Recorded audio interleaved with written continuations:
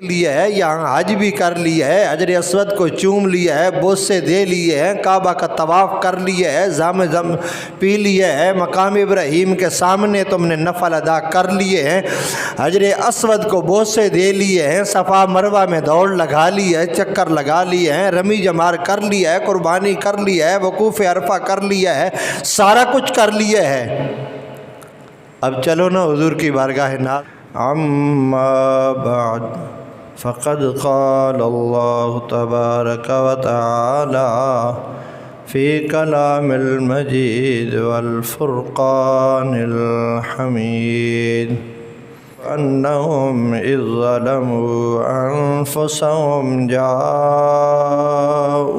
فاستغفروا اللہ واستغفر لهم الرسول لوجدوا اللہ توابا رحیما۔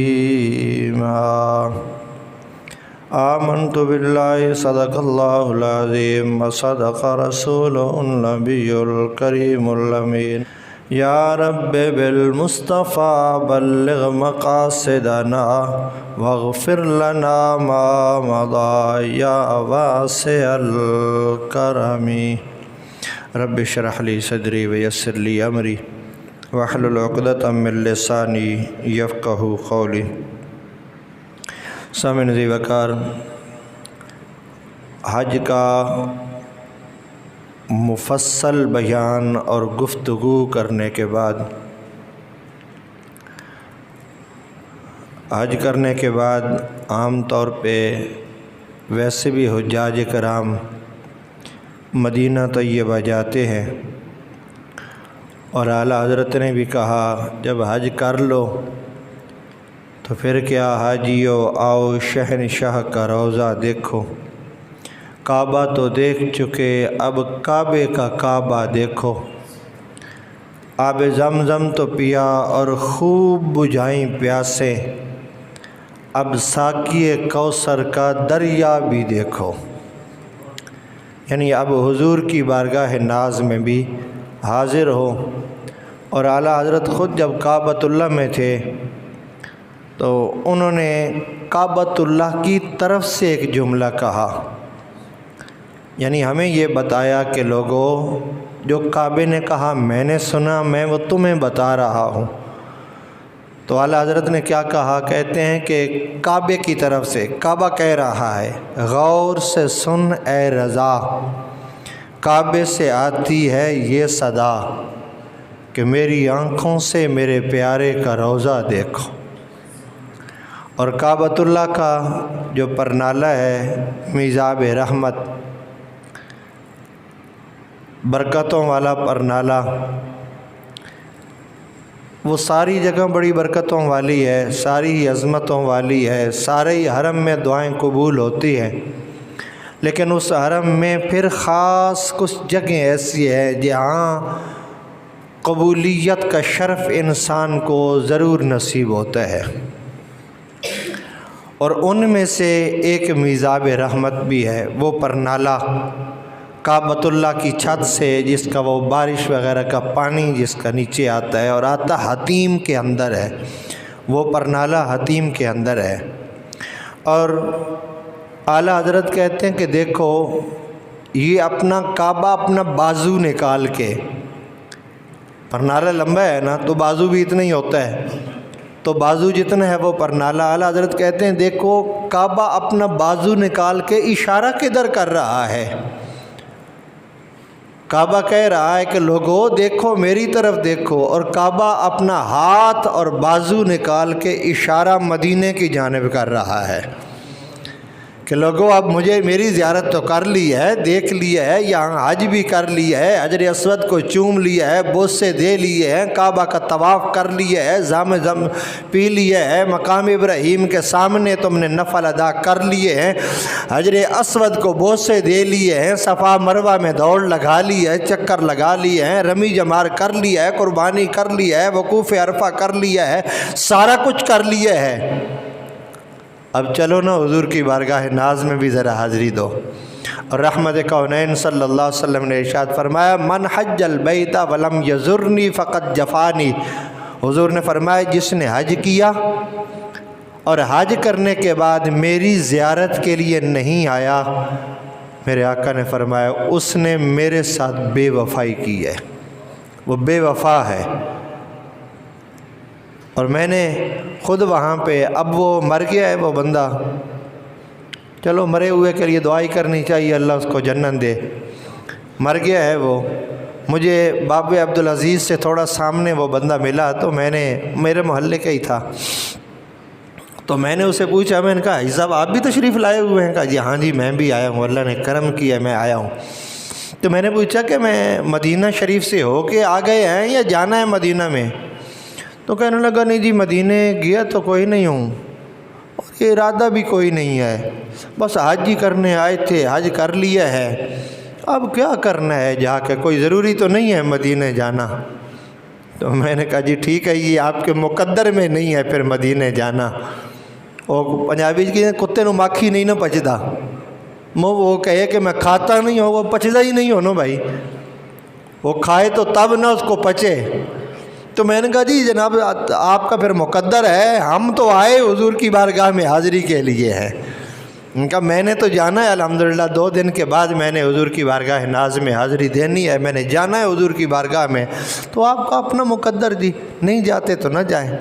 तो हुजूर ने फरमाया जिसने हज किया और हज करने के बाद वो मेरी ज़ियारत के लिए नहीं आया, फलम यज़ुरनी फ़क़त जफ़ानी, फरमाया जो मेरी ज़ियारत के लिए नहीं आया उसने मेरे साथ बेवफ़ाई की है, वो बेवफ़ा है।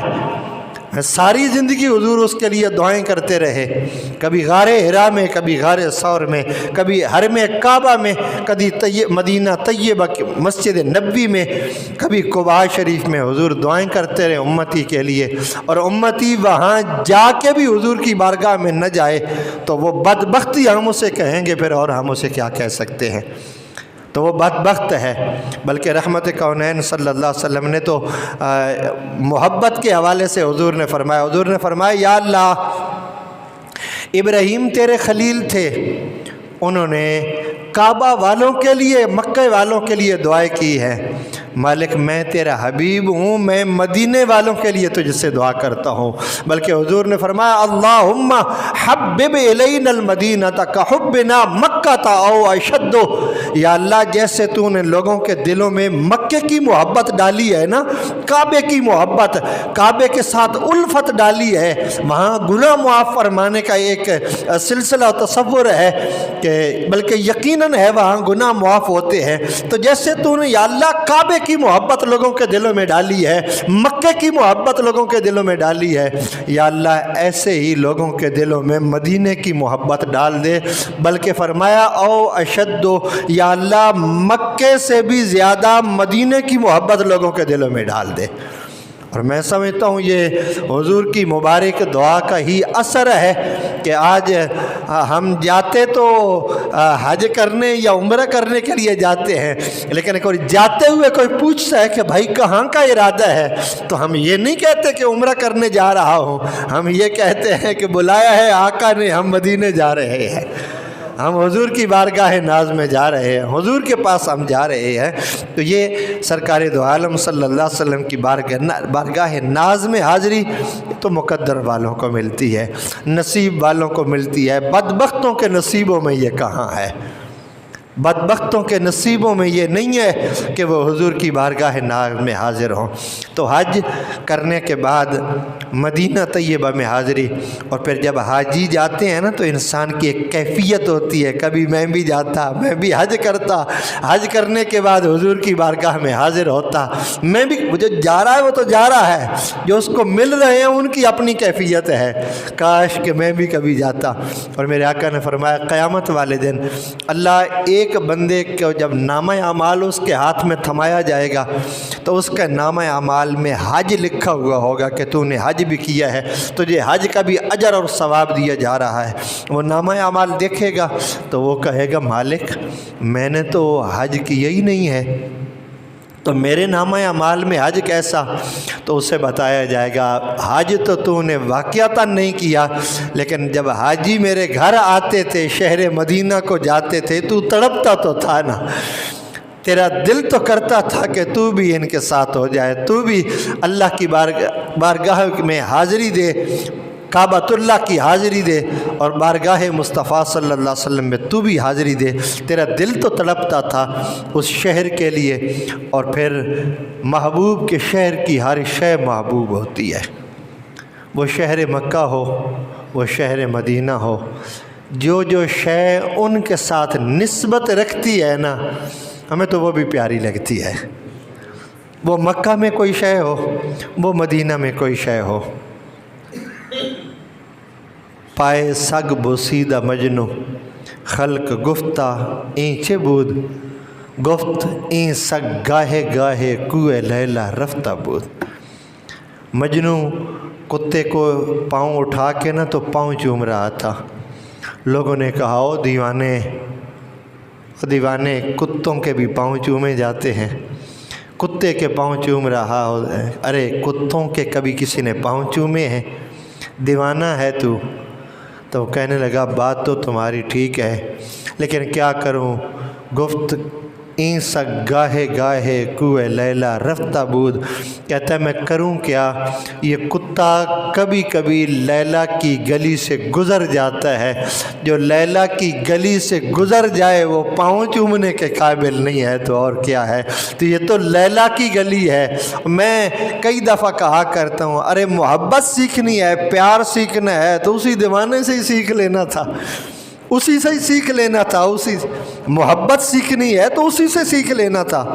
اور غالباً اسی کے بارے میں ہے یا کسی اور دیوانے کے بارے میں ہے کہ وہ کھلے میدان میں کسی جگہ نماز پڑھ رہا تھا تو اس کے آگے سے کوئی اور دیوانہ پڑھ رہا تھا نماز، تو یہ دیوانہ مجنو یا کوئی اور اس کے آگے سے گزرا تو اس نے کہا اوئے اندھے ہو، پتہ نہیں ہے میں اللہ کی عبادت کر رہا ہوں، میں عبادت الہی میں مستغرق ہوں اور تم میرے آگے سے گزرے جا رہے ہو، نظر نہیں آتا تمہیں؟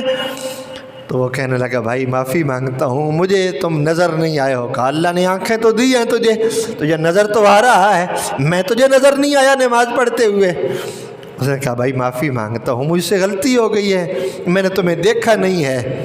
کہا کیسے نہیں دیکھا؟ کہا میں ایک دیوانہ سا آدمی ہوں، میں عشق کے مجازی میں جو پیچھے پیچھے دوڑا دیوانہ ہو گیا ہوں، مجھے اس کے سوا کچھ نظر ہی نہیں آتا، اس لیے میں نے تجھے دیکھا نہیں ہے۔ اور کہا کہ تجھ پہ افسوس، میں عشق مجازی میں مستغرق تھا، مجھے تو نظر نہیں آیا، اور تو عشق الہی میں تھا، میں تجھے کیسے نظر آ گیا، میں کیسے تجھے نظر آ گیا؟ تو کیفیت ان دیوانوں سے سیکھ لیں کہ مدینے کی کیفیت کیا ہونی چاہیے، جو زائر مدینہ ہے اس کی حالت و کیفیت کیا ہونی چاہیے۔ ہم نے بڑے بڑے دیوانوں کو دیکھا ہے اور عجیب تر ان کی حالت ہوتی ہے۔ علامہ الیاس عطار قادری دامت برکاتکم العالیہ مدہ ظلہ العالی، کبھی آپ نے یوٹیوب سے نیٹ سے نکال کے دیکھیں کہ جب وہ مدینہ طیبہ سے واپس جاتے ہیں نا تو ان کی حالت کیا ہوتی ہے۔ جیسے کسی بندے کو، بچے کو کہ ماں سے کوئی جدا نہیں کرتا اور بچہ چیختا ہے، روتا ہے، گڑ گڑاتا ہے، یہ کیفیت جو حالت ہوتی ہے۔ اور بہت سارے عشاق ایسے ہیں جب مدینے سے واپس آنے لگتے ہیں تو چیخیں نکل جاتی ہیں، مدینے جا رہے ہوتے ہیں تب بھی عشق مصطفیٰ میں رو رہے ہوتے ہیں، مدینے سے آ رہے ہوتے ہیں تب بھی عشق مصطفیٰ میں رو رہے ہوتے ہیں۔ شہر مکہ، شہر مدینہ دونوں ہی بڑے افضل ہیں، دونوں کی بڑی عظمت ہے۔ کسی نے کہا شہر مکہ افضل ہے، کسی نے کہا شہر مدینہ افضل ہے، کیونکہ شہر مکہ کی اللہ نے قسم اٹھائی ہے، لا اقسم بہذا البلد، محبوب میں اس شہر یعنی شہر مکہ کی قسم اٹھاتا ہوں۔ کیوں یا اللہ اس کی قسم کیوں اٹھائی ہے؟ اس میں کعبۃ اللہ ہے اس لیے اس کی قسم اٹھائی ہے؟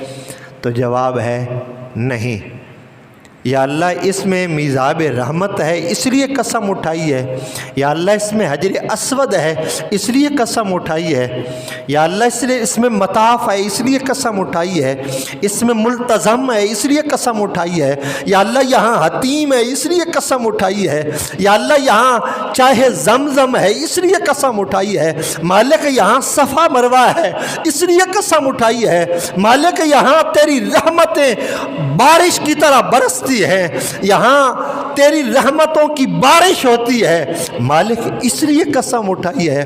کہا یہ فضیلتیں، یہ مرتبے، یہ مقام سارے اپنی جگہ ہیں، موجود ہیں، لیکن قسم اٹھانے کا سبب یہ نہیں ہے، قسم فرمانے کا سبب یہ نہیں ہے، تو مالک قسم کیوں فرمائی؟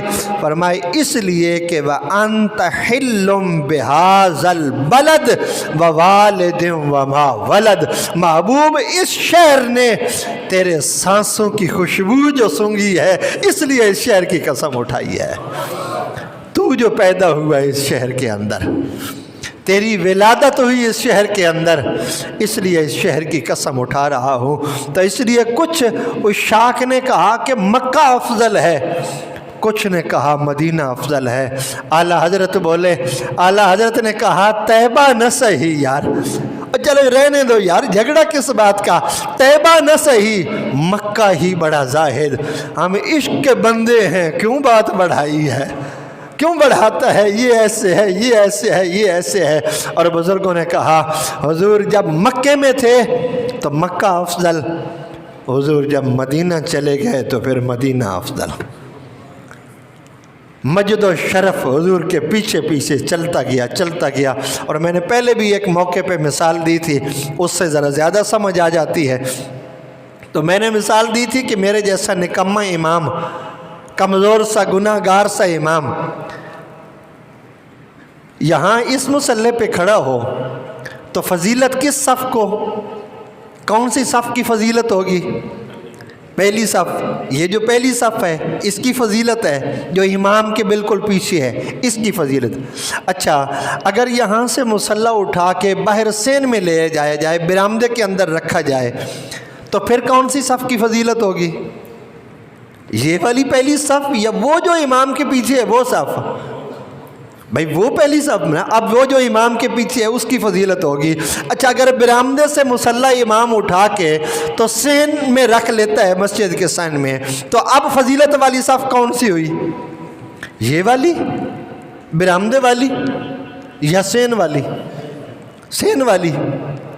ارے نکمہ سا امام، گناہگار سا بندہ، مصلی یہاں بچھائے تو فضیلت والی صف یہ، یہاں سے مصلی اٹھا کے برآمدے میں لے جائے تو فضیلت بدل گئی، پیچھے پیچھے امام کے، فضیلت وہاں اس صف کو مل گئی۔ اگر وہاں سے اٹھائے اور سین میں لے کے چلا جائے تو فضیلت بدل گئی، فضیلت امام کے پیچھے، وہاں سین والی صف میں ہم جیسا گناہ گار مصلی جدھر جدھر لے جائے فضیلت پیچھے پیچھے، نبیوں کا تاجدار جدھر جدھر بھی جائے فضیلتیں پیچھے پیچھے جاتی ہے، عظمتیں پیچھے پیچھے جاتی ہیں۔ حضور شہر مکہ میں تھے، مکہ افضل، حضور شہر مدینہ میں چلے گئے، مدینہ افضل۔ میرے آقا جدھر جدھر تشریف لے جاتے رہے وہ مقام افضل۔ باتیں ڈھیر ساری ہیں اس حوالے کو کرنے کو، انشاءاللہ ویسے تو موضوع اگلے جمعے کو اور بن رہا ہے سیدنا عثمان غنی کے حوالے سے، لیکن میں کوشش کروں گا کہ ہم مدینہ طیبہ کے حوالے سے بھی چند باتیں اور کریں۔ اللہ کریم کی بارگاہ میں دعا ہے اللہ آپ کو مجھے عمل کی